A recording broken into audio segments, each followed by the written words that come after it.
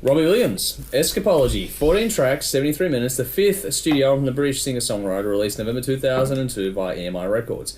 Produced by Guy Chambers and Steve Power. 4 singles were released in Feel, Come Undone, Something Beautiful, and Sexed Up. This album debuted at #1 in the UK, making it his 5th consecutive #1 album, while also reaching #1 in over 10 other countries, charting exceedingly well worldwide, while also reaching #3 here at home and 43 in the US.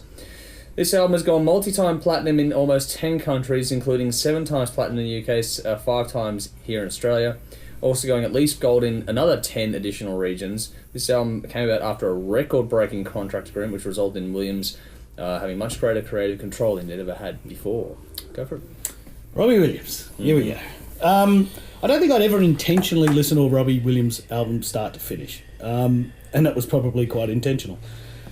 I really liked the opening track on this. It was an experimental sounding thing that I was not expecting to hear. And it's more of a band. I was expecting more of a studio produced, a lot more electronic sounds, and it really did sound a lot more sort of organic. So already I was kind of on the back foot from the start. That was followed by Feel, which was... That song's more what I'm expecting from Robbie. Yeah. You know, like I don't dig that stuff. That was a bit too cheesy and poppy. He was never going to be my favourite artist, and I don't think it was going to be my favourite album, but I've got to give him his props. He obviously had more creative control here, and he tried to make a legitimate rock album, I think, and a pop rock album. And he's Brit done... pop rock, He's done a really, really good job. For music, this is, that was accepted by the masses, but at least this is good. It's real music being played by real musicians. It's not really my thing, but it's not crap either. You can't just put a line to it and say this is all a crock of shit. If you listen to everything that's huge today, it's completely devoid of musicianship, almost, like everything that's in the pop charts. So at least it had that going for it. It's had some soul. Yeah. As a singer, I find him a bit overrated. I think he's got a pleasant enough voice. He's not a bad singer, but it's obviously all in the performance with Robbie. If you've seen any of his live stuff, he knows how to work a crowd into a frenzy.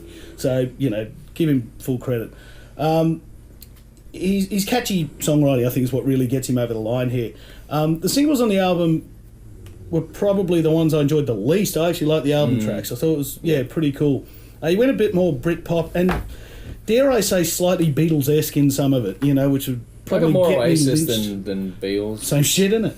The other one's much better than the other one. Look, this is a really good pop album. Probably too long. Probably would have trimmed a couple of tracks back from it, but look, trim a few tracks back. So for a Robbie Williams album, I was pleasantly surprised. Quite liked it. 7 out of 10. The highlights: How Peculiar, Hot Fudge, Monsoon, and Handsome Man.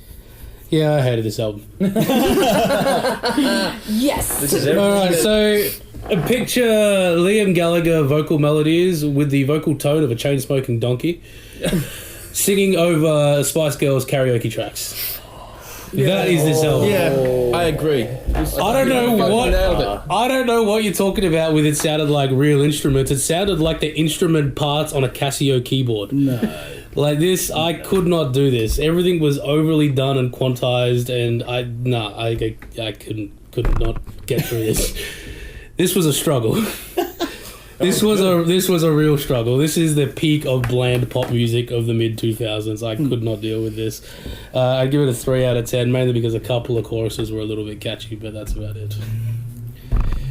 I was planning to bin this before even listening to it, and I told that to Nikki, and she goes, at least listen to it. So I did. So here's what I get from that. First song, no interest. Second song, not that fucking song. Skip. Yeah, I did get that with the second song. Must admit. Third song, I think I know this one too. Not for me. Fourth song, these lyrics are fucking terrible. Fifth song, and onwards. Boring. How can people listen to this shit? I want my fucking life back. Bin. Fuck, you're just not happening. Alright, well this, for me, is my first time ever going through a Robbie Williams record. This is less pure pop than I was expecting, and seems a little more lounge or Oasis kind of inspired. It was different. Performances are solid, it's professional musicians doing session work and all that sort of stuff, so you get that they're going to be good. This is obviously all about Robbie and what he wants to put together in his songs. On that note, he's a serviceable vocalist. I get the same as you. He's serviceable, he can sing well, but he's a touch weak and even a little bit pitchy at times. Not a big thing. He's actually more serviceable than most. Well, you have fucking Siri going off your head there. I don't know what you did there. But I think he's a bit hyped up versus the reality of what you get on the record. I think he's a brilliant live performer. I haven't seen him, but the videos you see make you aware of how good he is live. And I think that when he's got the boy band thing going on, he stands out in that environment. But as a pure vocalist on a record, I think he gets found out a little bit on this release. Yeah, I think so. Nothing terrible. He still does a lot better than most of the pop artists we have today on the radio. But just he gets found out a little bit. But he's got limitations, but he works well within those limitations. So credit where due for knowing what his limits are and not trying to go and be something he's not. The writing is pretty well done. I thought catchy, well-written songs that convey the emotion well enough. It's more variety here than I was honestly expecting. There are the radio hits and ballads, which everyone fucking knows, but there's some genuine rockers on here, which I thought was a bit of a nice surprise. Same thing applies to lyrics. That part is actually well done, very smart. They tell some good stories in there. And while it's built around his life in the limelight as a loose kind of a theme, the heart within the songs I thought can't be denied. He does reach out and get to you with some of the emotional content of what he's talking about in the songs. There's a bit of surprising darkness in here and melancholy at times on this release. Production is wonderful as you'd expect from the whole Britpop thing. Everything's captured and mixed as it should be. Nothing really flashy, it's just well captured and mixed. Great tones, great use of space, really easy to sit back and take in as it's supposed to be. This is meant to be easy to consume and just anyone can listen to it, and that's exactly what this does. It hasn't got that big American punch in the sound that probably would have helped it crack higher into the American market. I think that was found lacking in that regard.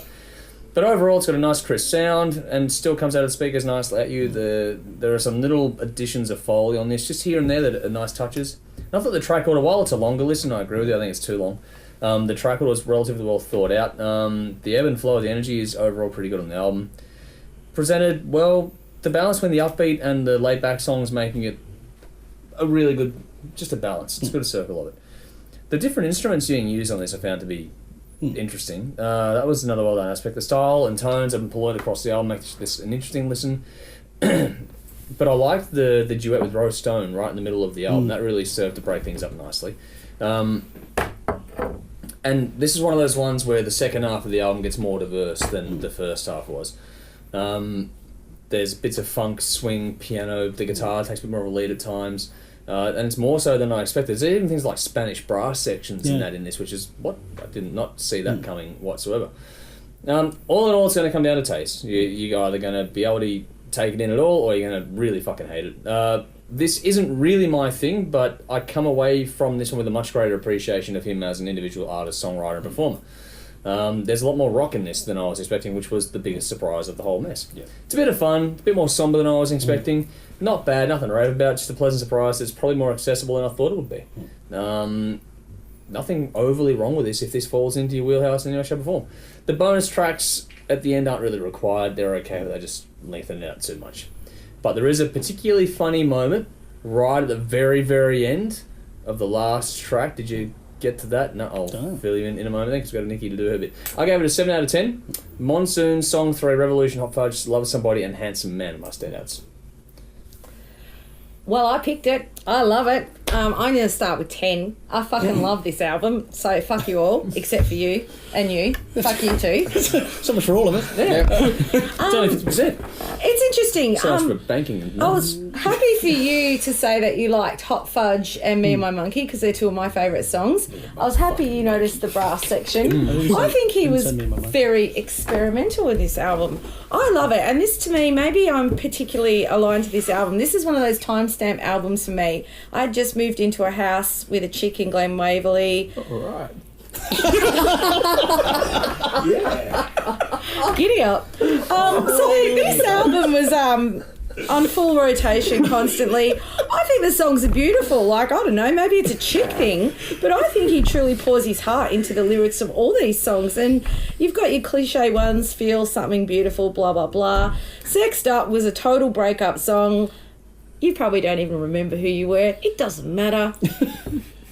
It's a great song. God, I love that song. Anyway, it's a great album. I love it. I'm glad you guys listened to it. I'm sad that you still put it in the bin after listening to it. I truly I'm sad I lost that fucking hour of my life. Oh, listen, don't talk to me, Mr. Nightwish. Don't even. If I didn't review it on air, it doesn't mean I didn't listen to it. You can't compare Robbie Williams to Nightwish. No, you can't because he's so much better. No, you can. Especially in this format. Yeah. Put your hand up if you like Robbie Williams better than Nightwish. That's a stretch. Can I half put it up? I'll sit on the fence with that one. I'd rather listen to neither of them. Oh, I'm disappointed. They're both better than Limp Bizkit. No, that's not true. I like Limp Bizkit. I was really hoping you boys would like it more. I really This was shit hoping distracts for more. from real music. It really no. The fact that people go out and buy this shit in the masses, Dude. it's fucking contributing to the I'm shit going to lend state you of my music Live at these days. Nebworth DVD where he is performing in front of 300,000 I don't care. people. I get goosebumps. I don't care. He comes down from the helicopter. You just see the crowd, and I'm like chills. I don't care. It's incredible. I'm going to have to disagree with you, They're all Dave. women that get fucking moist by looking at him. It's not They're about not what he listening. looks like. They're not He's an listening. Hey, I didn't see the fucking thing live and I liked this. Sort of. Not loved it, but it's still better than I expected. I think right. that Much better than I expected. Yeah, no, saying that this album much contributes worse to than what I is shit about expected. music today, that's a bit of a that's stretch. And I think he shows real diversity. He doesn't just stick in one zone. He varies it up. He I actually experiments imagine with this album different lost him things. a lot of fans. I think so too. Yeah, a lot of people that wanted the pop. Probably Yeah, did. And this, I think, is Everyone a lot was more fucking earthy. buying it at the time. Yeah, but they might have been disappointed in it. They might have I bought mean, it off the back of the previous albums, which I were bought Saint different. Anger as well, that's... Didn't we all, friend? People paid money for Didn't we all? Lulu. So, yeah. And how many times did you listen to it? Yeah. Twice now. Anyway, fun and we've had this one for long enough. Time to move along. Let us know what you think after you check it out for yourselves. Nice. That was good. Me and my fucking monkey. That's a great song. Sounds like he's having a I wank. never said me and my monkey. That's Me not and one of my- mine. You said All I Hot could think of when that Fudge. came I said, out how was just peculiar, Shock the hot Monkey. fudge, Oh, Handsome Monsoon Guy? and Handsome Man. Oh, Is there a yeah. Beatles song called Me and My Monkey, or was it named something else? That song's about him and his Everyone else addictions. said It's actually a something really like deep that. song. I just thought Man My Monkey would have been like a tribute to Michael Jackson. Make no sense. Justin Bieber? Okay, from Robbie Williams to Pig Destroyer. Google the lyrics to Me and My Monkey and then tell me if it's a shit song. I fucking take you on. Is the monkey's name Coco? Right, this is where I leave. Alright. And when I say leave, I mean go home. I'm leaving on a high.